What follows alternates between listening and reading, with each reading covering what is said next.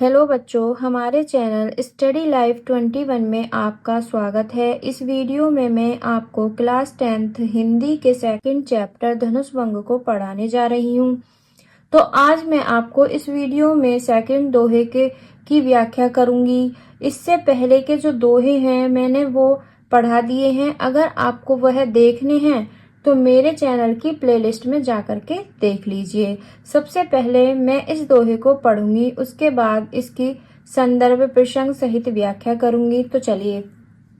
रामहि प्रेम समेत लखी, सखिन समीप बोलाई, सीता मातु स्नेह वस, वचन कही बिल खाई। तो गोस्वामी तुलसीदास जी ने इस दोहे में उस समय का वर्णन किया है जब राम जी धनुष को तोड़ने के लिए मंच पर चढ़ते हैं और उनको देख करके सीता माता की जो माता होती हैं उनके मन में क्या विचार आते हैं और वो क्या वचन कहती हैं।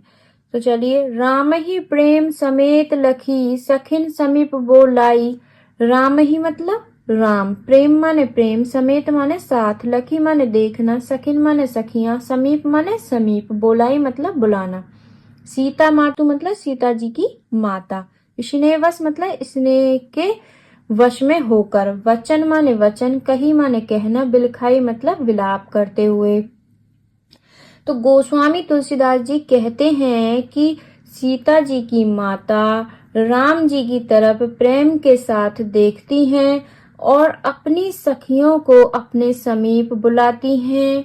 सीता जी की माता स्नेह के वश में होकर, प्रेम के वश में होकर और विलाप करते हुए वचन कहती हैं।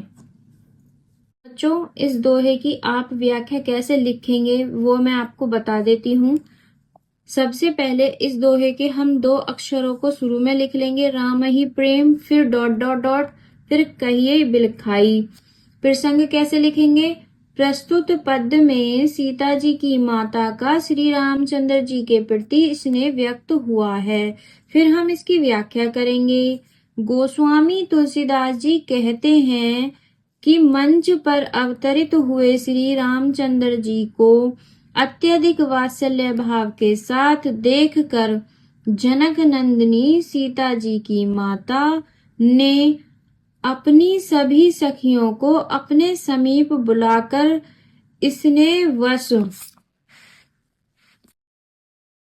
विलाप करते हुए उनसे कहने लगी। ठीक है। और ये जो दोहा है इसमें भाषा कौन सी है? अवधी। और छंद जो है ये दोहा है। दोहा क्यों है? क्योंकि इस दोहे में 4 चरण हैं और इसके पहले और तीसरे चरण में 13-13 मात्राएं हैं और दूसरे और चौथे चरण में 11-11 मात्राएं हैं, इसीलिए ये दोहा है। और इसमें अलंकार जो है वो अनुप्रास है। चलिए बच्चों, इससे आगे के दोहे को देखते हैं। गोस्वामी तुलसीदास जी कहते हैं कि सीता जी की माता राम जी को जब मंच पर चढ़ते हुए देखती हैं तो अपनी सखियों को अपने समीप बुलाकर कहने लगी कि सखी सब कौतुक देख निहारे, जेऊ कहावत हितु हमारे, को न बुझाई कई गुरु पाई, ए बालक असी भली नाही। रावण बाण छुआ नहीं चापा, हारे सकल भूप करी दापा, सो धनु राजकुंवर कर देई, बाल मराल की मंदर लेही। भूप सियानप सकल शिरानी, सखी विधि गति कछु जाति न जानी। बोली चतुर सखी मृदु बानी, तेजवंत लघु गिनिय न रानी। कहे कुंभज कहे सिंधु अपारा, सो से सुजसु सकल संसारा। रवि मंडल देखत लघु लागा, उदय तासु त्रिभुवन तम भागा। तो सबसे पहले मैं इस दोहे में आए कठिन शब्दों का अर्थ आपको बता देती हूँ, जिससे कि आपको इस दोहे की व्याख्या बहुत ही अच्छे से समझ में आ जाए और आप इस दोहे का अर्थ खुद भी निकाल सको। ठीक है।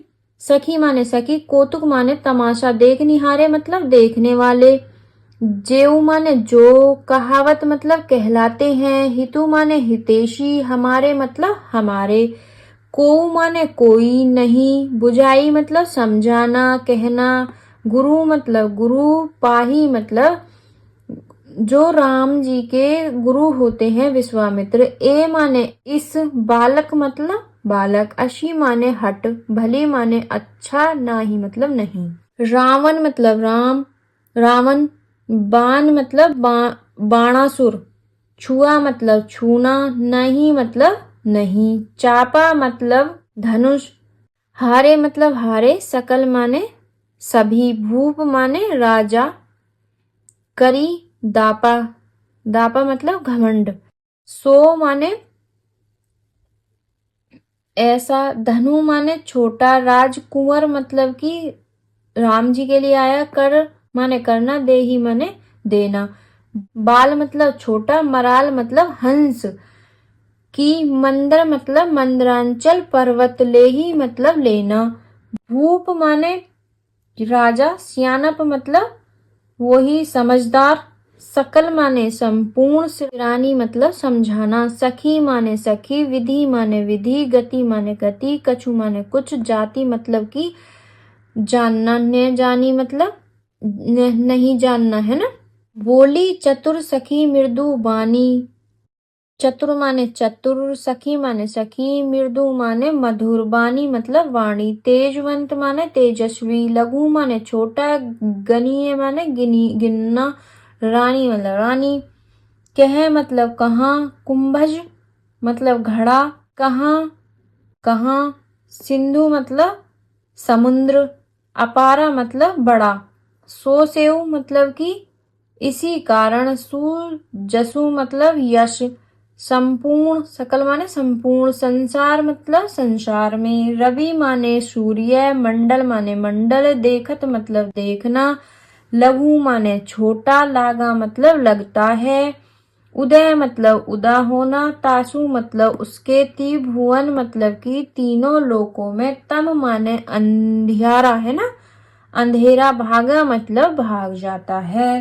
गोस्वामी तुलसीदास जी कहते हैं कि सीता जी की माता अपनी सखी से कह रही हैं कि हे सखी, सखी सब कोतकु देख निहारे। जेऊ कहावत हितु हमारे। कि हे सखी, सब यहाँ पर तमाशा देखने वाले हैं और ये जो हमारे हितैषी कहलाते हैं ये भी राम जी के गुरु विश्वामित्र को नहीं समझा रहे हैं। को न बुझाई कई गुरु पाही, है ना। ए बालक असी भली नहीं, कि ये बालक अभी छोटा है और इस बालक के लिए ऐसी हट करना क्या उचित है। रावण बाण छुआ नहीं चापा। और क्या कहती हैं सीता जी की माता कि जिस धनुष को रावण और बाणासुर जैसे असुर भी छू नहीं पाए। हारे सखल भूप करी दापा। और सभी राजा, संपूर्ण जग के राजा जो दावा कर रहे थे, जो घमंड कर रहे थे, वो भी इस धनुष के सामने हार गए। सो धनु राजकुमार कर देही। तुलसीदास जी कहते हैं कि सीता जी की माता क्या कह रही हैं कि इस धनुष को ऐसे छोटे राजकुमार के हाथों में देना क्या उचित है। बाल मराल की मंदर लेही। जिस प्रकार से हंस का छोटा बच्चा मंदराचल पर्वत को नहीं ले सकता, नहीं उठा सकता, उसी प्रकार से इस छोटे बालक के हाथों में यह धनुष देना, यह शिव का धनुष देना क्या उचित है। भूप सियानप सकल शिरानी। और सीता जी की माता क्या कहती हैं कि दूसरों की तो क्या कही जाए, सीता जी के पिता जनक जी इतने समझदार होते हुए भी राम जी के गुरु विश्वामित्र को नहीं समझा रहे। सखी विधि गति कछु जाति न जानी। और क्या कह रही हैं कि हे सखी, विधाता की गति को कोई नहीं जान सकता कि वे क्या चाहते हैं। बोली चतुर सखी मृदु बानी।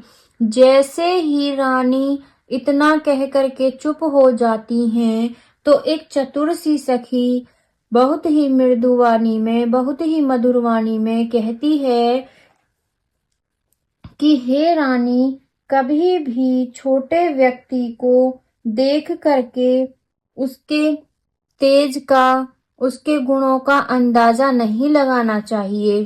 कह कुंभज कह सिंधु अपारा। सो सेउ सुजसु सकल संसारा। कि कहाँ कुंभज अर्थात एक छोटे से घड़े में से निकलने वाले मुनि अगस्त्य ने जिस प्रकार से बहुत बड़े समुद्र को अपने अंदर समा लिया था, सो सेव सुजसु सकल संसारा, और इसी कारण से आज भी उनका यश संपूर्ण संसार में छाया हुआ है।